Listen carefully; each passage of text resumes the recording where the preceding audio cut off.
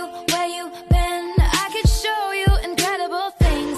Magic, madness, heaven, sin. Saw you there and I thought, oh my God, look at that face. You look like my next mistake. Love's a game, wanna play.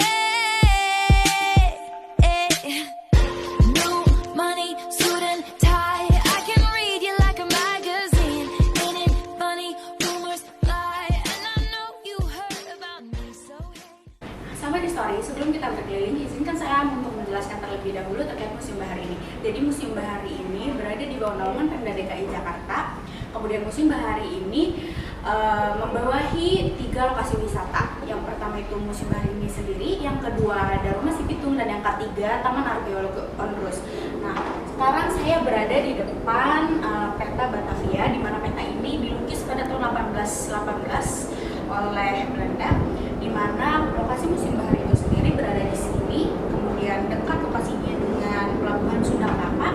Kemudian di sebelah kiri sini ada kawasan Kota Tua.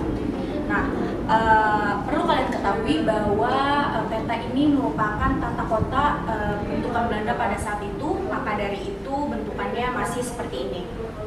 Hai sahabat History, jadi sebelum kita berkeliling lebih jauh, saya mau menjelaskan terlebih dahulu apa itu Museum Bahari. Barangkali di sini teman-teman semuanya belum mengetahui terkait Museum Bahari.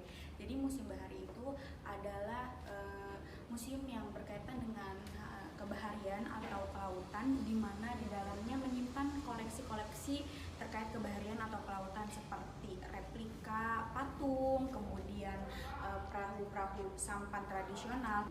Ya, dan di sini juga terdapat meriam-meriam asli VOC, di mana keasliannya dapat dibuktikan yaitu dengan adanya logo-logo VOC.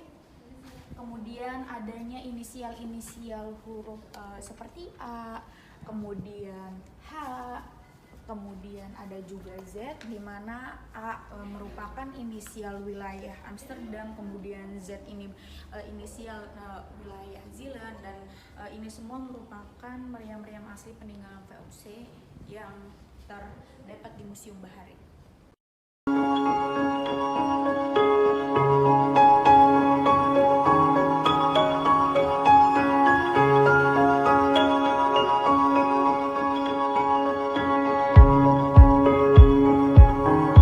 Nah, rekan-rekan sejarah semuanya, sekarang saya sudah berada di dalam ruangan yang menyimpan patung-patung diorama. Kira-kira patung dari negara mana aja sih? Yuk, mari kita lihat.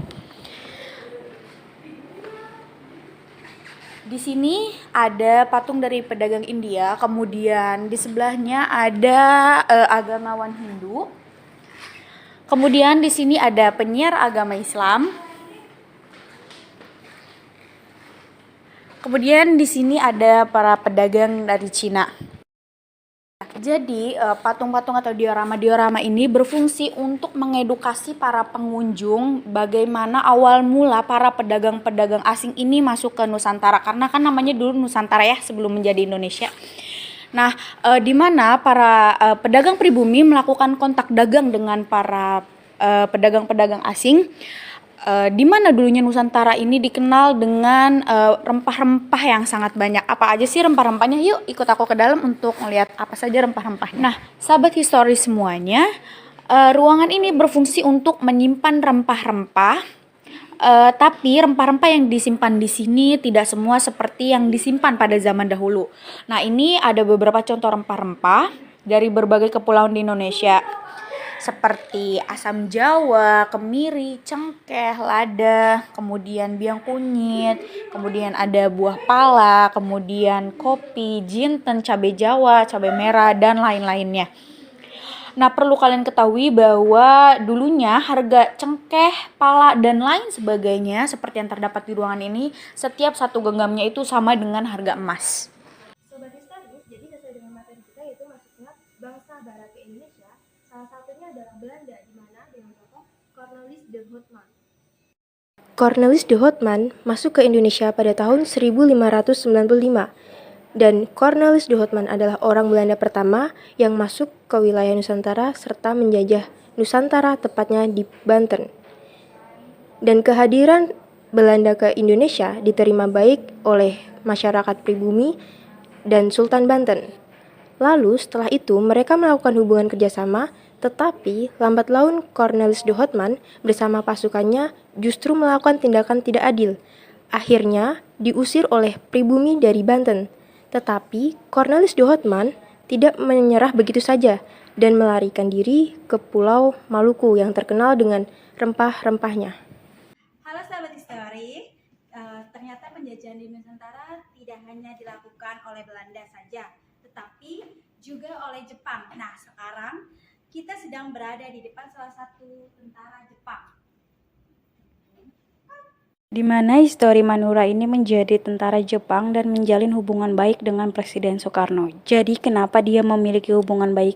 Karena mungkin ada satu histori bersama yang menang dijalin. Dari situlah histori dikenal baik dengan masyarakat Indonesia. Tapi justru Jepang menjajah 3,5 tahun dengan waktu yang singkat, tapi meninggalkan luka yang mendalam untuk Indonesia. Halo Sobat Histori, sekarang saya lagi berada di depan patung bangsa Inggris bernama Sir James Lancaster, yang dimana kedatangan Inggris ini pada tahun 1579. Dan Lancaster ini memimpin pelayaran pertama di Indonesia dari AIC, yaitu Kongsi Dagang Inggris. Namanya dikenal sebagai pemimpin kapal dagang pertama dari Inggris yang berhasil mencapai Kepulauan Hindia Timur, Kepulauan Melayu, dan mendirikan pos perdagangan di Asia Tenggara. Halo sahabat histori, dan terakhir kita berada di depan patung Laksamana Malahayati. Bisa kita lihat patungnya seorang perempuan asli dari Aceh dan ketika itu dia berhasil membuat pasukan yang berisi janda-janda semua, di mana pasukan janda itu adalah perempuan yang pernah ditinggal oleh suaminya karena perang.